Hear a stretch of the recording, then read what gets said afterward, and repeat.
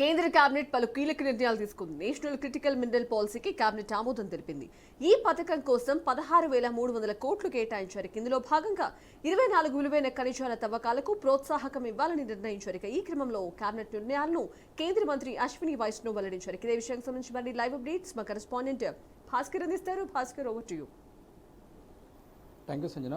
కేంద్ర కేబినెట్ కీలక నిర్ణయం తీసుకున్న పరిస్థితి ఏదైతుందో నేషనల్ క్రిటికల్ మినరల్ పాలసీకి సంబంధించి కీలకంగా దీనిపై చర్చ జరిగింది. గత కొన్ని రోజులుగా దీనిపై చర్చ జరిగిన నేపథ్యంలోనే ఇవాళ దీనికి ఆమోదం తెలిపినట్టు ఇప్పటికే కేంద్ర మంత్రి అశ్విని వైష్ణవి ఒక మీడియాకు తెలిపిన పరిస్థితి ఉంది. ఎందుకంటే సుమారుగా ఈ పాలసీ తోటి సుమారుగా 24 రకాలైనటువంటి ఖనిజాలు ఇలా దేశ సంపదని మనకు ఉపయోగపడే విధంగా టెక్నాలజీ రంగంలో కావచ్చు, ఇంధన రంగంలో కావచ్చు, అనేక రంగాలు ఎలక్ట్రికల్స్ రంగంలో ఈ పాలసీ ద్వారా ఉపయోగపడే విధంగా ఇలా కేంద్ర కేబినెట్ ఆమోదం తెలిపింది. సుమారుగా దీనికి తవ్వకాలు చేయడానికి సుమారుగా కేంద్ర ప్రభుత్వం 16,300 కోట్లను నిధులు కేటాయిస్తూ కేంద్ర ప్రభుత్వం ఉత్తర్వులు జారీ చేసిన పరిస్థితి ఉంది. దీంతో ఇది కనుక నిజంగా తీస్తే కేంద్ర కేబినెట్ ఆమోదం ప్రకారం ఈ కనుక తీయగలిగితే దేశానికి చాలా విలువైనటువంటి ఖనిజ సంపద వస్తుంది. టెక్నాలజీ కావచ్చు, ఎలక్ట్రికల్స్ కావచ్చు, ఇంధనానికి కావచ్చు, అనేక రంగాల్లో ఈ ఖనిజ సంపద ఉపయోగపడుతుందని చెప్పి కేంద్ర కేబినెట్ నిర్ణయం చేసింది. ఆ నిర్ణయం ప్రకారమే ఇవాళ దీనికి తవ్వకాలు చేయడం కోసం కూడా 16,300 కోట్ల రూపాయలు నిధులు కేటాయించేట్టు కేంద్ర మంత్రి ఒక ప్రకటన తెలిపిన పరిస్థితిని చూస్తున్నాం.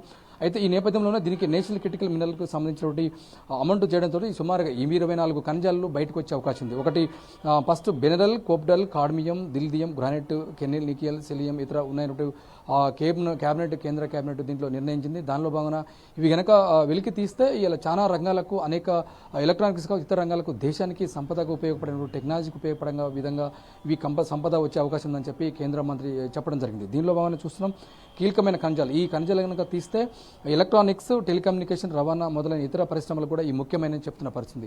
ఇవి కనుక 24 ఖనిజాల సంపద, 24 రకాలైన ఖనిజ సంపద ఉంది. దీంట్లో ఈ సంపద కనుక వెలికి తీయగలిగితే ఇన్ని రకాలకు ఉన్నటువంటి ఉపయోగపడతాయని చెప్పి, దేశ సంపదకు ఉపయోగపడతాయని చెప్పి కేంద్ర మంత్రి చెప్తున్న పరిస్థితి. ఈ నేపథ్యంలో రక్షణ, ఎయిర్ ఫోర్సెస్, వ్యవసాయ రంగాలకు కూడా పూర్తిస్థాయిలో ఉపయోగపడతాయని చెప్పేసి కేంద్ర మంత్రి చెప్తున్న పరిస్థితి. ఖనిజాలను తవ్వకాలతో ప్రోత్సహిస్తే ఇలాంటి ఎన్నో జాతీయ స్థాయిలో ఉత్పాదకత అంశాలను పూర్తిగా జాతికి ఇప్పుడు అందించగలుగుతున్నామని చెప్పేసి ఇలా చెప్తున్న పరిస్థితి. దానిలో భాగంగానే మొలాసితో పాటు ఉత్పత్తి చేస్తే ఇంధనాలు, కెమికల్స్ ధర గతంలో సుమారుగా దీనికి 56.28 రూపాయలు ఉండగా ఇప్పుడు దీంతో కొత్త కనుక తీస్తే దీన్ని 57 రూపాయలు 97 మనం పెంచుతూ కేంద్ర ప్రభుత్వం ఇలా ఆమోదం తెలుపుతున్న పరిస్థితి. చూస్తే ఇదే సమయంలో దేశీయ ఉత్పత్తిని పెంచడానికి, తగ్గించడానికి కూడా ఆఫ్ వేరియస్ మైనింగ్ విలీన్స్ ప్రోత్సహించడానికి తెలుస్తున్న పరిస్థితి. అయితే నిజంగా కనుక ఈ కేంద్ర కేబినెట్ నిర్ణయం ప్రకారం దీన్ని కనుక బయటకు తీస్తే ఖనిజాలను బయటకు తీస్తే ఇలా కేంద్రానికి ఎంతో సంపద వస్తుందని చెప్తున్న పరిస్థితి. అనేక రంగాలు సుమారుగా 24 రకాలైనటువంటి ఖనిజ సంపద ఉంది. దీంట్లో ఖనిజాలు కనుక బయటికి వెలికి తీస్తే ఇలా అనేక టెక్నికల్ కావచ్చు, రవాణా కావచ్చు, కమ్యూనికేషన్, అనేక ఎలక్ట్రికల్ సంబంధించి చాలా ముఖ్యమైనటువంటి ఖనిజాలను దీంట్లో తీయడం వల్ల జాతికి, భారతదేశానికి ఉపయోగపడుతుందని చెప్పేసి కేంద్ర మంత్రి ఒక ప్రకటన తెలుస్తుంది. దీని నేపథ్యంలోనే సుమారుగా దీనికి ఖర్చు అయినటువంటి 16,300 కోట్ల రూపాయలు ఇప్పటికే కేంద్ర ప్రభుత్వం విడుదల చేసినట్టు కేంద్ర ప్రభుత్వం చెప్తున్న పరిస్థితి.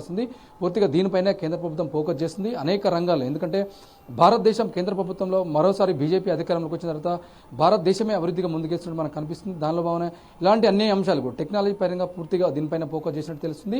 ఇలాంటి కనుక చేయగలిగితే భవిష్యత్తు తరాలకు ఎందుకో నిరుద్యోగ యువత కాదు, అనేక ఫార్మసీ ఇలా చాలా కంపెనీస్ కావచ్చు, ఇండస్ట్రీస్ కావచ్చు, ఇలాంటివి వచ్చే అవకాశం ఉంది. ఈ సంపద అంతా కూడా జాతికి, దేశానికి ఉపయోగపడుతుంది. దీంతో ఇండస్ట్రీలు వస్తే కనుక అనేక రంగాల్లో ఇలా నిరుద్యోగ యువతకు ఉద్యోగ అవకాశాలు ఉంటాయి. కాబట్టి ఇలాంటివి పెరిగితే కనుక సంపద పెరగడంతో ఇండస్ట్రీస్ పడతాయి, కంపెనీస్ పడతాయి. ఇలాంటి సంపదను వెలికి తీస్తే దేశానికి ఉపయోగపడుతుందని చెప్పేసి కేంద్ర మంత్రి ఒక ప్రకటన తెలిపింది. దానిపైనే కేంద్ర ప్రభుత్వం ఫోకస్ చేసినట్టు తెలుస్తుంది. ఇప్పటికీ దాని ఖర్చుల కోసమే సుమారుగా 16,300 కోట్ల రూపాయలు నిధులు కేటాయించినట్టు కేంద్ర ప్రభుత్వం ఉత్తర్వుల్లో తెలిపిన పరిస్థితి ఉంది. Sanjana. Right, thank you Bhaskar.